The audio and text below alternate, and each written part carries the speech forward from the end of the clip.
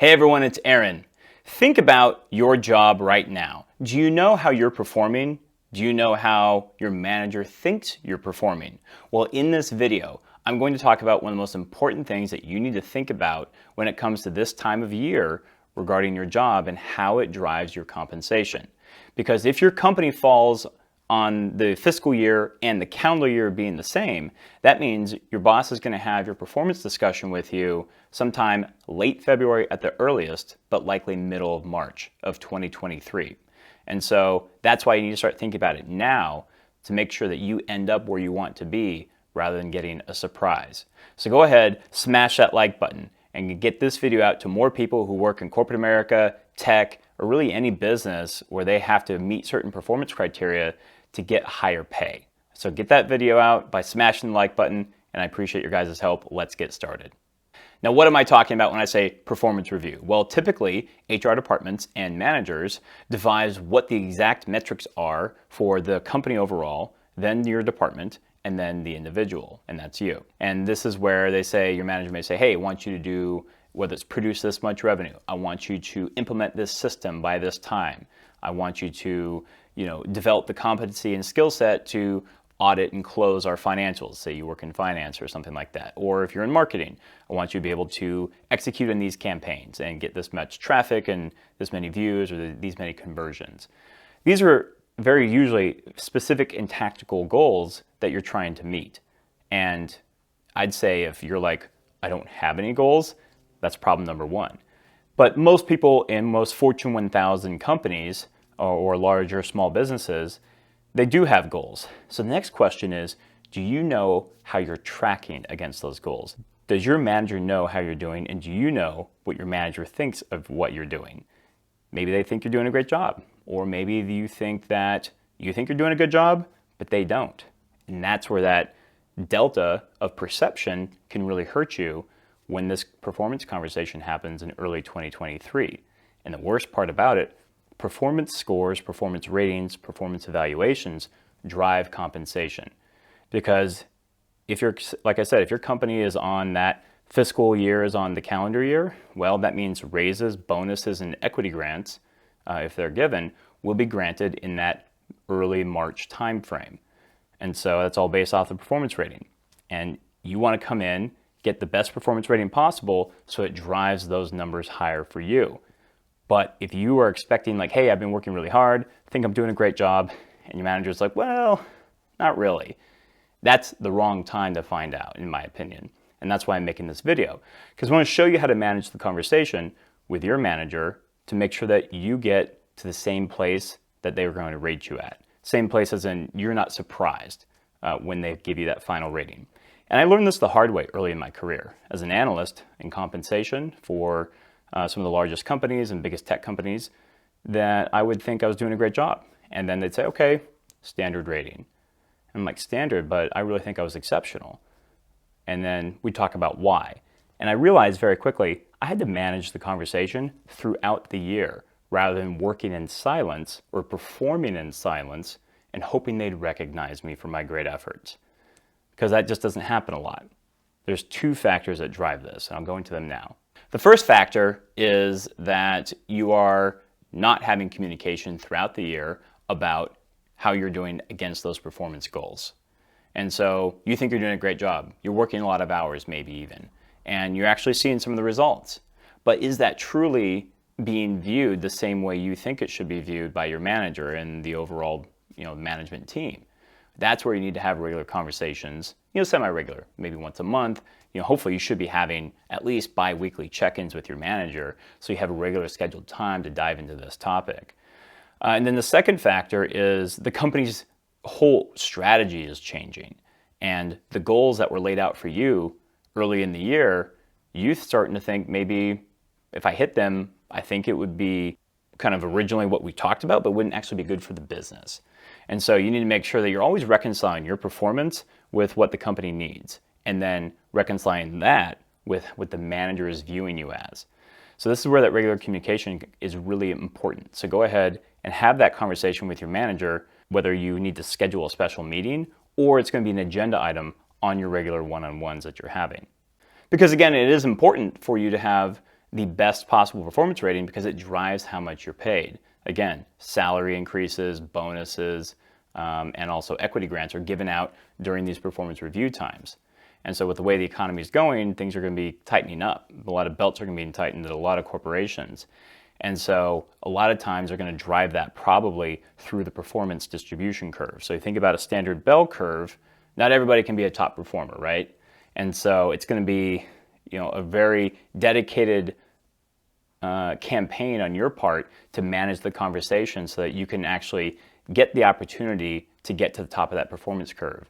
Because here's the dirty secret. A lot of companies, the manager will say, hey, on a 3, 4, 5 scale, 3 being standard performance, anything under 3 is a low performer. So 3 is standard, so most people are a 3. Then say 4 is like you're above average, you're doing really good. And then 5 is truly exceptional. And this is like low single-digit percentages of the organization ever get to this, right? So most people are going to fall in that 3 or 4 category.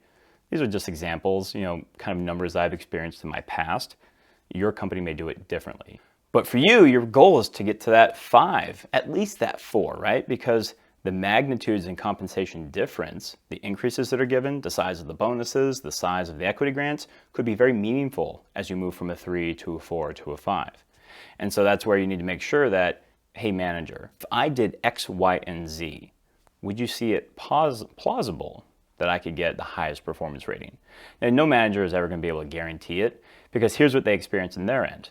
They go and submit their, hey, this is my team of 7, 8, 10, 20 people. Here's my recommended performance ratings for all of them. And then their director or VP comes in and calibrates all those and say, yeah, I hear you, but it doesn't fit the budget that we have. It doesn't fit kind of the performance distribution curve that we've kind of outlined what we think the company should be. So some people need to be moved down. And so that's just kind of like an unfortunate reality.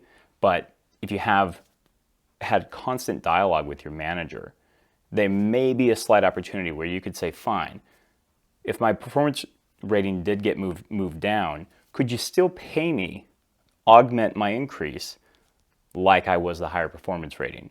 Because there's 2 separate things. There's the performance rating, and then there's the budget.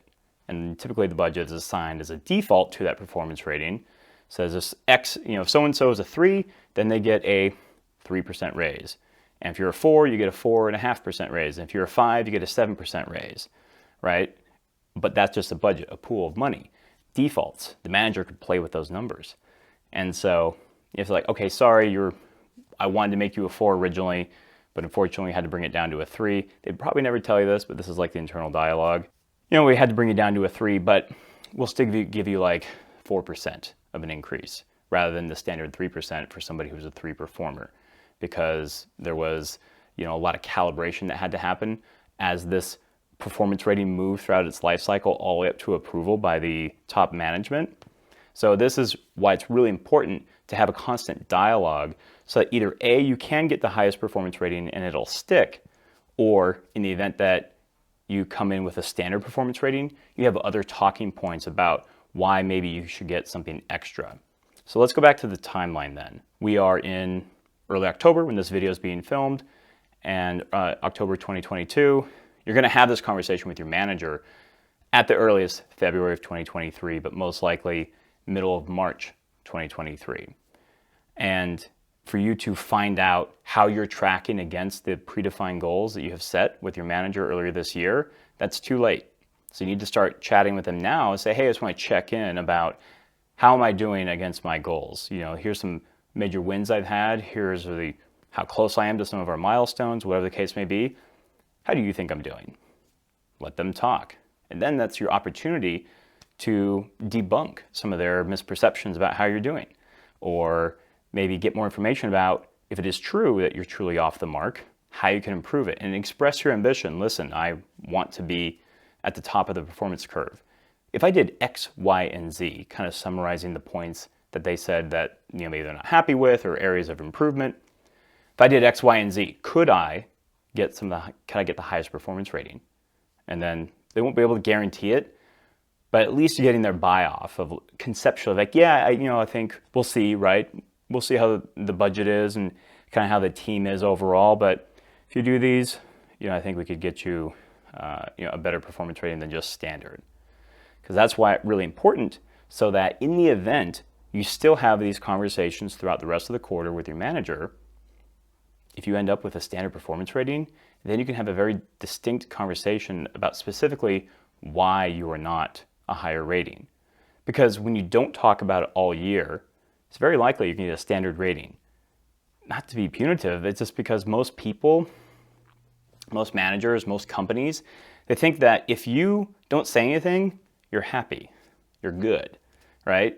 And it's not that the squeaky wheel gets the grease, but kinda. So you have to do it in a professional manner rather than like just making a bunch of noise about it. So the middle of the road is managing the conversation regularly throughout the performance cycle.